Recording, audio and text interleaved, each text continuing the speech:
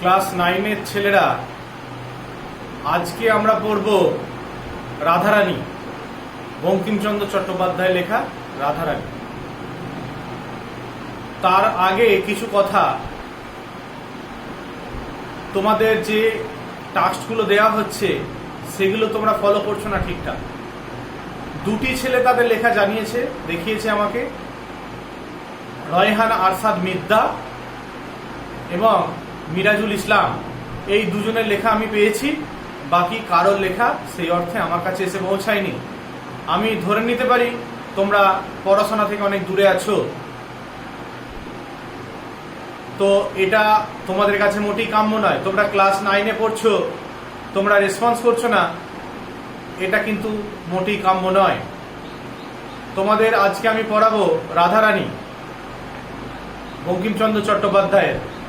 তো শুরুতেই আমরা বঙ্কিমচন্দ্র চট্টোপাধ্যায় সম্পর্কে কিছু কথা জেনে নেব। বঙ্কিমচন্দ্র চট্টোপাধ্যায়, তাকে আমরা সাহিত্য সম্রাট হিসাবেও চিনি। তিনি জন্মগ্রহণ করেছিলেন 26শে জুন 1938 খ্রিস্টাব্দে উত্তর চব্বিশ পরগনার নৈহাটির কাঁটালপাড়া নামক একটি স্থানে তিনি জন্মগ্রহণ করেছিলেন। তার পিতা ছিলেন যাদবচন্দ্র চট্টোপাধ্যায় এবং মাতা দুর্গাদেবী চট্টোপাধ্যায়। তিনি ইংরেজ সরকার কর্তৃক রায়বাহাদুর ও সিআইই উপাধিতে ভূষিত হয়েছিলেন। তার উল্লেখযোগ্য উপন্যাসগুলি আছে, তার মধ্যে উল্লেখযোগ্য আছে দুর্গেশ নন্দিনী, যেটি 1865 খ্রিস্টাব্দে প্রকাশিত হয়, কপালকুণ্ডলা 1866 খ্রিস্টাব্দে প্রকাশিত হয়, কৃষ্ণকান্তের উইল 1878 খ্রিস্টাব্দে প্রকাশিত হয়, রাজসিংহ 1882 খ্রিস্টাব্দে, আনন্দমঠ 1882 খ্রিস্টাব্দে এবং দেবী চৌধুরী রানী 1884 খ্রিস্টাব্দে প্রভৃতি। তিনি সর্বমোট 14টি উপন্যাস লিখেছিলেন। আজকে যে গল্পটি আমরা পড়ব রাধারানী, সেটি রাধারানী উপন্যাসেরই প্রথম পরিচ্ছেদ থেকে গৃহীত। বঙ্কিমচন্দ্র চট্টোপাধ্যায় 8ই এপ্রিল 1894 খ্রিস্টাব্দে পরলোক গমন করেন। এবার আসছি পড়ার মধ্যে, তোমরা বই খুলে রাখবে। রাধারানী বঙ্কিমচন্দ্র চট্টোপাধ্যায়। রাধারানী নামে এক বালিকা মাহেশের রথ দেখিতে গিয়াছিল। বালিকার বয়স 11 পরিপূর্ণ হয় নাই, 11 মানে 11। তাহাদিকের অবস্থা পূর্বে ভালো ছিল, বড় মানুষের মেয়ে, কিন্তু তাহার পিতা নাই। তাহার মাতার সঙ্গে একজন জ্ঞাতির একটি মোকদ্দমা হয়, সর্বস্ব লইয়া মোকদ্দমাটি বিধবা হাইকোর্টে হারিল। সে হারিবা মাত্র ডিক্রিদার জ্ঞাতি ডিক্রি জারি করিয়া ভদ্রাসন হইতে উহাদিগকে বাহির করিয়া দিল। তাহলে আমরা যার কথা আজকে পড়ব রাধারানী, সে সম্ভ্রান্ত ঘরের মেয়ে ছিল, কিন্তু বর্তমানে তার বিষয় সম্পত্তি বলে কিছুই নাই। তার জ্ঞাতি তার বিরুদ্ধে মামলা করেছিল এবং মামলায় জিতে তারা ডিক্রি জারি করেছিল এবং তাদেরকে সমস্ত সম্পত্তি থেকে বঞ্চিত করে প্রায় পথে বসিয়ে দিয়েছিল। সে প্রায় 10 লক্ষ টাকার সম্পত্তি ডিক্রিদার সকলেই লইল। তাহলে 10 লক্ষ টাকার সম্পত্তি যে ডিক্রি করেছিল তার জ্ঞাতি, সম্পূর্ণটাই তাদের কাছ থেকে ছিনিয়ে নিয়েছিল। খরচা ও ওয়ালিসাব দিতে নগদ যাহা ছিল তাহাও গেল। রাধারানীর মতো অলঙ্কারাদি প্রয়োগ করিয়া প্রিভি কাউন্সিলে একটি আপিল করিল, কিন্তু আর আহারের সংস্থান রহিল না। অর্থাৎ আরো যে আনুষঙ্গিক খরচা আছে, উকিল টুকিল বা আরো কিছু খরচা, সেগুলোর জন্য বাকি যা অর্থ ছিল সেগুলো শেষ। সমস্ত অলঙ্কার টলঙ্কার যা ছিল বিক্রি করে দিল এবং বিক্রি করে দিয়ে উচ্চতর প্রিভি কাউন্সিলে তারা অ্যাপ্লাই করলো যে এর সুবিচার যেন করা হয়, কিন্তু তাদের খাবার দাবার মতো অবস্থা আর কিছু রইল না। বিধবা একটি কুটিরে আশ্রয় লইয়া কোন প্রকারে শারীরিক পরিশ্রম করিয়া দিনপাত করিতে লাগিল। তাহলে কোন রকম শারীরিক কসরত করিয়া বা করে তাদের দিন যাপন করতে লাগলো। রাধারানী বিবাহ দিতে পারিল না। তখন তো অনেক ছোট বয়সে বিয়ে হয়ে যায়, তখন সেটা প্রচলিত রীতি ছিল, ধারণা ছিল। এখন সেটা নেই, এখন প্রায় 18 বছর বয়স হতে হবে। তো তখন যেহেতু 11 বছর হয়ে গেছে, প্রায় হব, তো সেই হিসেবে তাদের বিয়ে দিয়ে দেওয়া নিয়ম ছিল। কিন্তু টাকার অভাবে সে বিয়ে দিতে পারলো না। কিন্তু দুর্ভাগ্যক্রমে রথের পূর্বে রাধারানীর মা ঘোরতর পীড়িতা হইল। যে কায়িক পরিশ্রমে দিনপাত হইত তাহা বন্ধ হইল। তাহার মা তার ছোট্ট মেয়েটিকে কোনো রকম উপার্জন করে এনে খাওয়াতো, কিন্তু রথের পূর্বে তার শরীরটা ভীষণ খারাপ হয়ে গেল, ফলে আর সে কাজ করার ক্ষমতায় রইল না, ফলে চূড়ান্ত অব্যবস্থার মধ্যে পড়তে হলো। সুতরাং আর আহার চলে না, মাতা রুগুনা, এই জন্য কাজে কাজে তাহার উপবাস। রাধারানী জুটিল না বলিয়া উপবাস। রথের দিন তাহার মা একটু বিশেষ হইল, পথ্যের প্রয়োজন হইল, কিন্তু পথ্য কোথা কে দিবে? অর্থাৎ যখন তাদের খাবার সংস্থান আর কিছু রইল না, ফলে বেশিরভাগ দিনই উপবাস করে কাটছে, অর্থাৎ না খেয়ে দিন কাটছে। কিন্তু রথের দিন তার মার অবস্থা এত খারাপ হলো, এত বাড়াবাড়ি হলো যে আর তাকে টিকিয়ে রাখা সম্ভব হচ্ছে না। পথ্য অর্থাৎ তার খাবার দাবার থেকে শুরু করে শরীর খারাপের জন্য যে সমস্ত ওষুধ টষুধ দরকার সেগুলোকে সবই পথ্য বলা হয়, সেটা খুব প্রয়োজন হয়ে পড়লো। কিন্তু পথ্য পাবে কোথায়, কে দেবে? রাধারানী কাঁদিতে কাঁদিতে কতগুলি বনফুল তুলিল, তাহার মালা গাঁথিল। ফলে কিছু না পেয়ে রাধারানী কিছু বনফুল অর্থাৎ বনের ফুল তুলে তা মালা গেঁথে মনে করিল এই মালা রথের হাটে বিক্রয় করিয়া 2-1 পয়সা পাইব, তাহাতেই মার পথ্য হইবে। অর্থাৎ এই মালা যদি আমি রথের মেলাতে বিক্রি করতে পারি, 2-1 পয়সা যাই হবে, অন্তত মায়ের এই ওষুধ চালানোর মতো, পথ্যর মতো কিছু খাবার দাবার আনা যাবে। কিন্তু রথের টান অর্ধেক হইতে না হইতেই বড় বৃষ্টি আরম্ভ হলো। বৃষ্টি দেখিয়া লোক সকল ভাঙিয়া গেল। কিন্তু অভাগা, দুর্ভাগা মন, দুর্ভাগা হৃদয়, দুর্ভাগা তার অবস্থা, যাও ওখানে হবে কিছু সংস্থান, সেখানেও যেই না অর্ধেক টানা হলো, সঙ্গে সঙ্গে বৃষ্টি নেমে গেল, সবাই যে যার দিকে পালিয়ে গেল, রথের মেলা ভেঙে গেল। কেউ মালা কেহ কিনিল না। রাধারানী মনে করিল যে আমি একটু না হয় ভিজিলাম, বৃষ্টি থামিলে আবার লোক জমিবে, কিন্তু বৃষ্টি আর থামিল না, লোক আর জমিল না। সন্ধ্যা হইল, রাত্রি হইল, বড় অন্ধকার হইল, অগত্যা রাধারানী কাঁদিতে কাঁদিতে ফিরিল। কিন্তু রাধারানী ভাবলো যে বৃষ্টি হলেই বা আমি না একটু ভিজি তো কি আছে, কিছুক্ষণ পর আবার নিশ্চয়ই বৃষ্টি থামবে, তখন লোক জমবে, তখন হয়তো এই মেলা আমার, এই মালা আমার নিশ্চয়ই বিক্রি হবে। কিন্তু দুর্ভাগ্য, সে বৃষ্টিও থামলো না, লোকও আর জমলো না, ফলে সে মালা বিক্রি হলো না। সন্ধে হয়ে গেল, কাঁদতে কাঁদতে সে রথের মেলা থেকে ফিরে আসছে।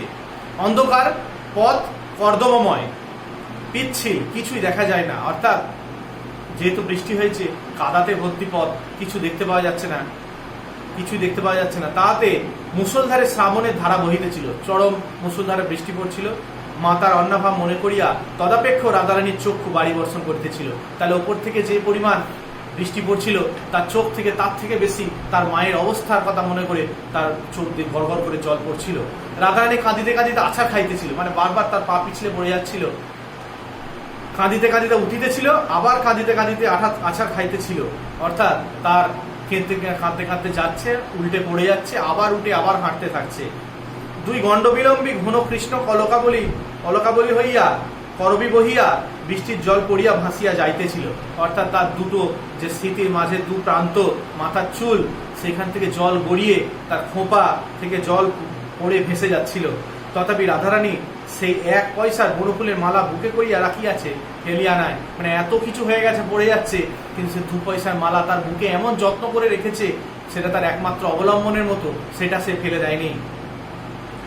যে ঘাড়ের ওপর আসিয়া পড়িয়াছে, এমত অবস্থা, এমত সময় অন্ধকারে অকস্মাৎকে আসিয়া রাধারানী ঘাড়ের ওপর পড়িল।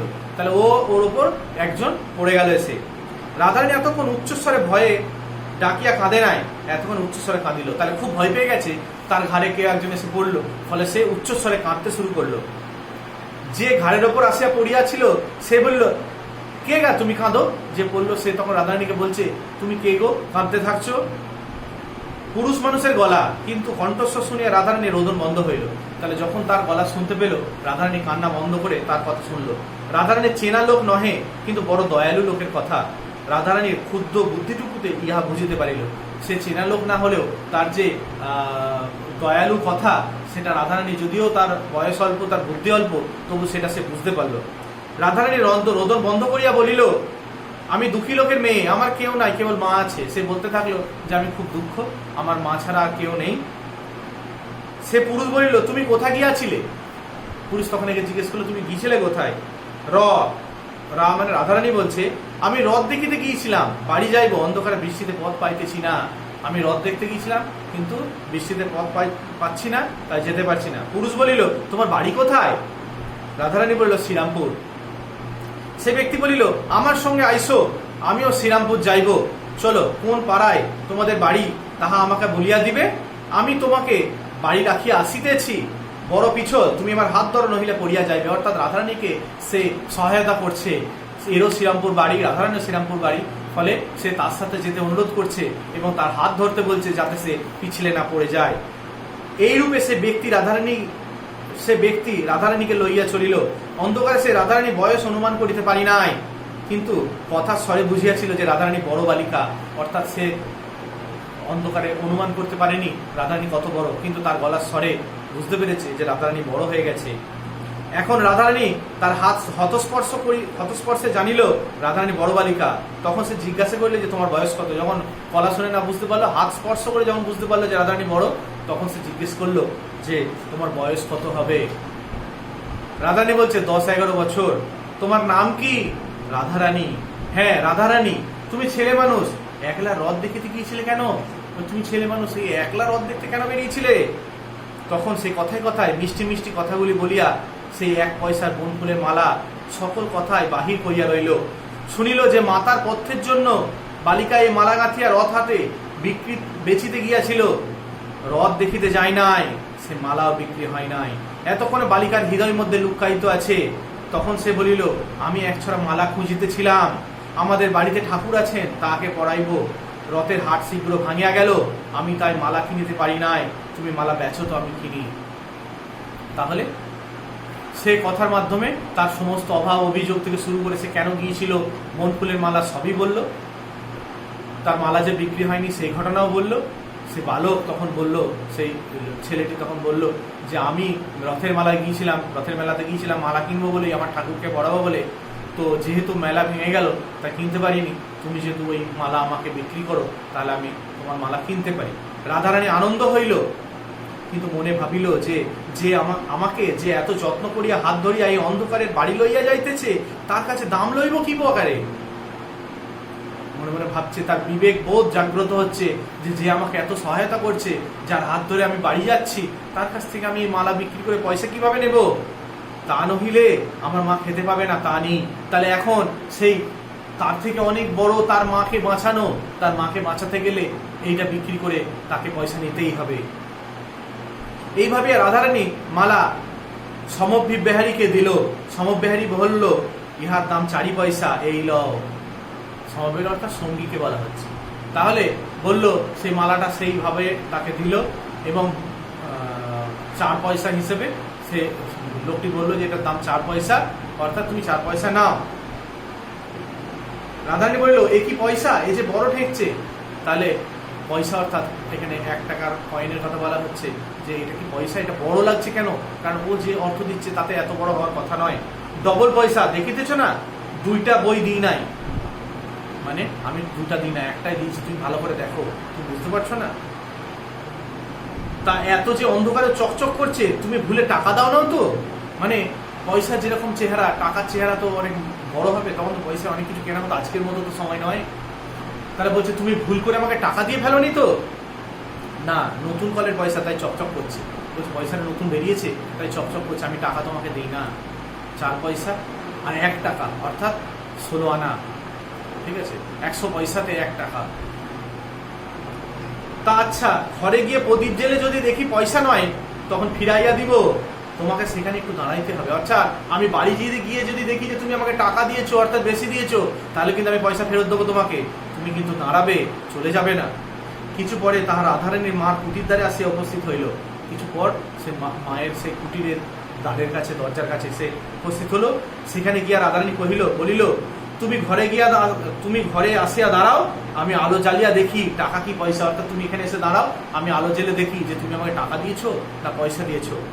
সঙ্গী বলিল, আমি বাহিরে দাঁড়াইয়া আছি, তুমি আগে ভিজা কাপড় ছাড়ো, তারপর প্রদীপ জ্বালিও।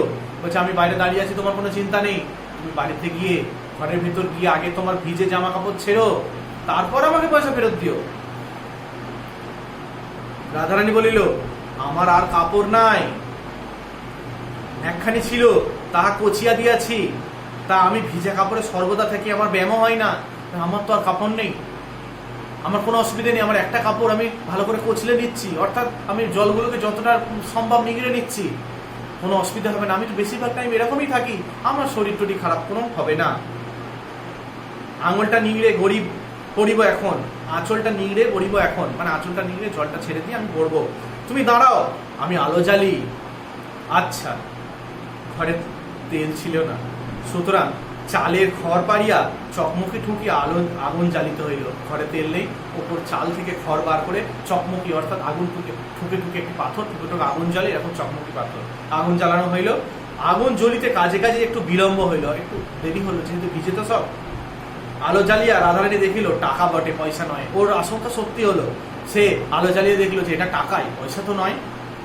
তখন রাধারানী বাইরে আসিয়া তল্লাশ করিয়া দেখিল যে যে টাকা দিয়েছে সে নাই, চলিয়া গিয়াছে। সে বাড়ির সঙ্গে সঙ্গে এসে দেখলো যে বাইরে দাঁড় করিয়ে রেখেছিল সেই ব্যক্তি, যে ওকে টাকা দিয়েছিল সে নেই, সে তো চলে গেছে। রাধারানী তখন বিষণ্ণ বদনে সকল কথা তার মাকে বলিল, মুখ পানে চাহিয়া রহিল, মাকে বলিয়া মুখ পানে চাহিয়া রহিল। সকালে বলে, মা এখন কি হবে? তার মনে একটা আশঙ্কা জাগলো যে সে তো চলে গেল, বিষণ্ণ মুখ অর্থাৎ দুঃখ ভারাক্রান্ত হয়ে পড়লো, যে মা যে আমাকে টাকা দিল সে তো চলে গেছে, তাহলে এখন কি হবে? মা বলিল, কি হবে বাছা, সে কি আর না জেনে টাকা দিয়েছে? সে দাতা, আমাদের দুঃখ শুনিয়া দান করিয়াছেন, আমরাও ভিখারি হইয়াছি, দান গ্রহণ করিয়া খরচা করি, অর্থাৎ সে নিশ্চয়ই জেনে শুনেই তোমাকে এটা দিয়েছে, আমরা আর সেই অবস্থায় নেই, আমরা এখন ভিখারি হয়ে গেছি, সে আমাদেরকে ভিক্ষা দিয়েছে, ফলে এখন আর লজ্জা করে কাজ নেই, এখন এটা গ্রহণ করতে হবে। তাহারা এইরূপ কথাবার্তা কহিতেছিল, এমতো সময় কে আসিয়া তাহাদের কুটিরের খিল ঠেলিয়া বড় শোরগোল উপস্থিত করিল। তাহলে সেই সময় কেউ বাইরে থেকে ঠেলাঠেলি শুরু করলো। রাধারানী দ্বার খুলিয়া দিল, মনে করিয়াছিল যে সেই তিনিই বুঝি আবার ফিরিয়া আসিয়াছেন। তার মনে হলো যে যার টাকা সে বুঝি আবার ফিরে এলো, সেই জন্য ছুটে গিয়ে দরজা খুললো। কপাল পোড়া, তিনি কেন? পোড়ার মুখো কাপড়ে মিলছে, তাহলে কপাল পোড়া সে আসেনি, পোড়া মুখো অর্থাৎ একটা স্বার্থ সিদ্ধি করা এক ব্যক্তি, সেই কাপড়ে মিলছে, কাপড় বিক্রি করে যে মিলছে অর্থাৎ মধ্যবয়স্ক এক ব্যক্তি, সে এসেছে। রাধারানী মার কুটির বাজারের অনতি দূরে, অর্থাৎ যেখানে কুটির তার বাজার এক আছে, সে বাজারে খুব কাছেই তার দোকান আছে। তাহাদের কুটিরের নিকটে পদ্মলোচন সাহার কাপড়ের দোকান।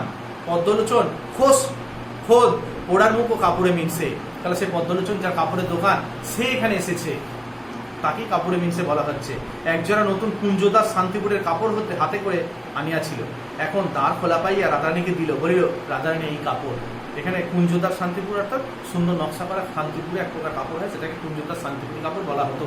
তাহলে সেই কাপড়টা সে রাধারানী হাতে দিয়ে বলল, দুটি শাড়ি দিয়ে বলল যে, রাধারানী এনাও তোমার শাড়ি। রাধারানী বলল, মা আমার কিসের কাপড়? পদ্মলোচন, সে বাস্তবিক পোড়ার মুখো কিনা তাহার সবিশেষ আমি জানি না, তাহলে সে পোড়ার মুখো কিনা সেটা আমি জানি না, কিন্তু তাকে বলা হয় পোড়ার মুখো, সবিশেষ জানি না। রাধারানীর কথা শুনিয়া কিছু বিস্মিত হইল, বলল, কেন? এই যে এক বাবু এখনই আমাকে নগদ দাম দিয়া বলিয়া গেল এই কাপড় এখনই রাধারানীকে দিয়ে এসো, এই যে একটা বাবু আমার কাছে গিয়ে বললো এই কাপড়টা রাধারানীকে দিয়ে এসো, তুমি কিছু জানো না? রাধারানী তখন বললে, ও মা, সেই গো সেই, তিনি আবার কাপড় পাঠিয়েছেন, তিনি কাপড় পাঠিয়ে দিয়েছেন। হ্যাঁ গো পদ্মলোচন, সেই একটা ব্যক্তি কাপড় পাঠিয়েছে, হ্যাঁ গো পদ্মলোচন। রাধারানী পিতার সময় হইতে পদ্মলোচন ইহাদের কাছে সুপরিচিত, একেবারে ইহাদিকের নিকট যখন সুদিন ছিল তখন 4 টাকার কাপড়ে শপথ করিয়া 8 টাকা 12.5 আনা আর 2 আনা মুনাফা লইতেন। তাহলে তখন থেকে যাতায়াত, তখন থেকে এদের কাছ থেকে লাভ নিয়ে কাপড় বিক্রি করতেন। হ্যাঁ পদ্মলোচন, বলি সেই বাবুটিকে চেনো? পদ্মলোচনকে জিজ্ঞেস করছে যে সেই যে বাবুটিকে তুমি কাপড় দিতে বলেছে তাকে তুমি চেনো? পদ্মলোচন বলল, তোমরা চেনো না, অর্থাৎ যার জন্য দিতে আসছে সে চেনে না, একে জিজ্ঞেস করছে তুমি চেনো কিনা। পদ্মলোচন বলল, তোমরা চেনো না? রাধারানী বলিল, না। পদ্মলোচন, আমি বলি তোমাদের কুটুম্ব, আমি চিনি না, আমি মনে করছি যে তোমাদের কুটুম হবে হয়তো, আমি তাকে চিনি না। যা হোক, পদ্মলোচন 4 টাকার কাপড় আবার মাই মুনাফা 8 টাকা 14.5 আনায় বিক্রয় করিয়াছিলেন। আর অধিক কথা কইবার প্রয়োজন নাই বিবেচনা করিয়া প্রসন্ন মনে দোকানে ফিরিয়া গেলেন। ও ভাবলো যে যা আমার তো লাভ হয়ে গেছে, যাকে দিতে বলছে তাকে দিয়ে দিই, আমি দোকানে ফিরে যাই, বেকার এদের সঙ্গে কথা বলে কোনো লাভ নেই। এদিকে রাধারানী প্রাপ্ত টাকা ভাঙাইয়া মায়ের পথ্যের উদ্যোগের জন্য বাজারে গেল, বাজার করিয়া তেল আনিয়া প্রদীপ জ্বালিল, মার জন্য যৎকিঞ্চিত রন্ধন করিল, স্থান পরিষ্কার করিয়া মাকে অন্ন দিবে, এই অভিপ্রায়ে ঘর ঝাঁটাইতে লাগিল। ঝাঁটাইতে একখানা কাগজ কুড়াইয়া পাইল, হাতে করিয়া তুলিল। এ কি মা? তাহলে সে টাকা ভাঙিয়ে কিছু খাবার দাবার এনে, কিছু ওষুধ টষুধ এনে অন্তটুকু পরিমাণ রান্না করে যখন ঘর ঝাড় দিতে লাগলো খাবার জন্য, তখন দেখলো একটা কাগজের টুকরো পাওয়া গেল। তখন সে প্রশ্ন করতে লাগলো তার মাকে, যেটা কি? মা দেখিয়া বললেন, একখানা নোট। রাধারানী বলল, তবে কি তিনি ফেলিয়া গিয়াছেন? মা বলিল, হ্যাঁ, তোমাকে দিয়া গিয়াছেন, দেখো তোমার নাম লেখা আছে। তাহলে সেই নোটের উপর তার নাম লেখা আছে। রাধারানী বড় ঘরের মেয়ে, একটু অক্ষর পরিচিত ছিল। রাধারানী বড় ঘরের মেয়ে, একটু একটু তার অক্ষর জানা ছিল, অর্থাৎ তার শিক্ষা ছিল একটু। সে পড়িয়া দেখিল, তাই বটে, লেখা আছে। রাধারানী বলে, হ্যাঁ মা, এমন লোক কে মা? মা বলিলেন, তাহার নামও নোটে লেখা আছে, পাছে কেউ চোরা নোট বলে, এই জন্য নাম লিখিয়া দিয়া গেছেন। তখন সময় মানুষের অভাবের সংসার ছিল, কারো হাতে যদি গরিব মানুষের হাতে কোনো নোট পাওয়া যেত, তাহলে অন্য বড় মানুষ তাকে সন্দেহ করতো যে এ কোনো চুরি টুরি করেছে কিনা। সেই জন্য সেই নোটের গায়ে যে দাতা এবং যে গ্রহিতা উভয়ের নামই লেখা আছে। যেমন দাতা এখানে রাধারানী, তেমনি যে গ্রহিতা যেমন রাধারানী, তেমন দাতা যে তার নামও লেখা আছে, তার নাম রুক্মিণী কুমার রায়। পরের দিন মাতায় কন্যায় রুক্মিণী কুমার রায় অনেক সন্ধান করিল, কিন্তু শ্রীরামপুরে বা নিকটবর্তী কোনো স্থানে রুক্মিণী কুমার রায় কেউ আছে এমতো কোনো সন্ধান পাইল না। অর্থাৎ তারা খুঁজতে লাগলো যে আমাদের যেহেতু শ্রীরামপুর বাড়ি, এই তল্লাটে যদি খুঁজে দেখি কোনো রুক্মিণী কুমার রায়কে পাওয়া যায় কিনা। তারা অনেক খুঁজলো, কিন্তু রুক্মিণী কুমার রায়কে তারা খুঁজে পেল না। নোটখানি তারা ভাঙাইল না, তুলিয়া রাখিল। তারা দরিদ্র, কিন্তু লোভী নয়। তারা নোটটা যেহেতু তার কিনা সে শিওর হতে পারেনি, সেই জন্য সেই নোট তারা ভাঙিয়ে খেয়ে ফেললো না, কারণ তারা হয়তো দরিদ্র হতে পারে, কিন্তু যেহেতু বড় ঘরের মেয়ে তারা লোভী নয়। তো আরো কিছু আছে, এটা হলো প্রথম অংশ, ঠিক আছে? এটা ওই রাধারানী উপন্যাসের প্রথম পরিচ্ছেদ, নির্বাচিত অংশ। আরো আছে, তোমরা পড়ে নেবে বাকি অংশটা। আর কিছু প্রশ্ন দিচ্ছি, তোমরা সেগুলো দাগ দিয়ে নাও, পরে আমাকে লিখে দেখো। 1 নম্বর প্রশ্নগুলো যেগুলো আছে সেগুলো তোমরা সব মোটামুটি তৈরি করে নেবে। 3 নম্বরে কয়েকটা প্রশ্ন আমি তোমাদেরকে বলছি, তোমরা আলাদা আলাদা বই, আমি প্রশ্নগুলোকে বলছি, তোমরা যে যার বইয়ে খুঁজে সেটা দেখবে। 1, রাধারানী গদ্যাংশে রাধারানীর চরিত্রের যে রূপ প্রকাশিত হয়েছে তা নিজের ভাষায় লেখো।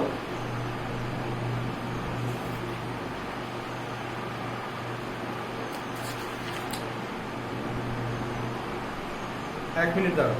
রাধারানী বিবাহ দিতে পারিল না, কে? কেন রাধারানী বিবাহ দিতে পারেনি? এটা একটা, আমি 3 দাগে বলছি।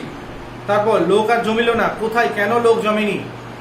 রাধারানী ক্ষুদ্র বুদ্ধিটুকুতে ইহা বুঝিতে পারিল। ক্ষুদ্র বুদ্ধিটুকু কেন বলা হয়েছে, কোন বিষয় বোঝার কথা বলা হয়েছে, এটা। তারপর দেখো, আমরাও ভিখারি হইয়াছি, দান গ্রহণ করিয়া খরচ করি। আমরা কারা, দান কিভাবে খরচ হয়েছিল, এই প্রশ্নটা। রাধারানী কথা শুনিয়া বিস্মিত হইল, কে কেন বিস্মিত হয়েছিল? প্রসন্ন মনে দোকানে ফিরিয়া গেলেন, কে কেন প্রসন্ন মনে দোকানে ফিরিয়া গেল? আর আরেকটা প্রশ্ন, নোটখানি তারা ভাঙাইল না, তুলিয়া রাখিল, এমন করার কি কারণ? এটা বড় প্রশ্ন, দাগ দিয়ে নাও। রচনাধর্মী, রাধারানীর চরিত্র, রাধারানী উপন্যাসে রাধারানীর রচনাংশে অবলম্বনে সেকালে সমাজ জীবনের যে পরিচয় পাওয়া যায়, সে সমাজ জীবনের পরিচয়টা করবে। প্রায় 10 লক্ষ টাকা সম্পত্তি, ডিগ্রিদার সকলে রইল, প্রসঙ্গ উল্লেখ করে ব্যাখ্যা করো। আচ্ছা, আরেকটি প্রশ্ন, রাধারানী আনন্দ হইল কিন্তু মনে মনে ভাবিল। রাধারানী মনে আনন্দ কেন হয়েছিল আর মনে মনেই বা কি ভাবছিল, এই সম্পর্কে লিখবে। আর একটা প্রশ্ন লাস্ট, তারা দরিদ্র কিন্তু লোভী নয়, কেন বলছে? তারা দরিদ্র হলেও লোভী কেন নয়, এই প্রসঙ্গে তোমরা ব্যাখ্যা করবে। আজ ঈদের আগে এটাই শেষ ক্লাস আমার। এরপর ঈদের পর ইনশাল্লাহ তোমাদের সাথে আবার দেখা হবে। ঈদ তোমরা খুব ভালোভাবে কাটাও, ঈদে খুব আনন্দ করো, খুব মজা করো, কিন্তু বর্তমান পরিস্থিতির বিচার বিবেচনা করে তোমরা সচেতনতার কথাটা মাথায় অবশ্যই রাখবে, এটা ভুলে যেও না। যে অনুযায়ী সরকারের নির্দেশ পালন করার, সেই অনুযায়ী তোমরা পালন করবে, আনন্দ করবে, মজা করবে, সবই করবে। সাথে পড়াশোনাটা অবশ্যই করবে, একটু একটু হলেও করতে বসবে। আজকে রাধারানীর যে প্রশ্নগুলো আমি দিলাম এবং এর আগের দিনে যে প্রশ্নগুলো আছে, আশা করি তোমরা আমাকে লিখে দেখাবে। যারা লিখছো তাদেরকে ধন্যবাদ, যারা লিখছো না তারা পড়াশোনার মধ্যে এসো, কারণ তোমরা 9-এ উঠে গেছো। মনে রাখবে, সামনে পরীক্ষার সম্মুখীন তোমাদের হতে পারে। তাই তোমরা একটু সচেতন হও, ঈদের খুশিতে মাতো, পড়াশোনাটা করো। সকলকে আমার ঈদের শুভেচ্ছা জানাই। ঈদ মোবারক, সকলে ভালো থাকো। ঈদের পর ইনশাল্লাহ আবার তোমাদের সাথে দেখা হবে।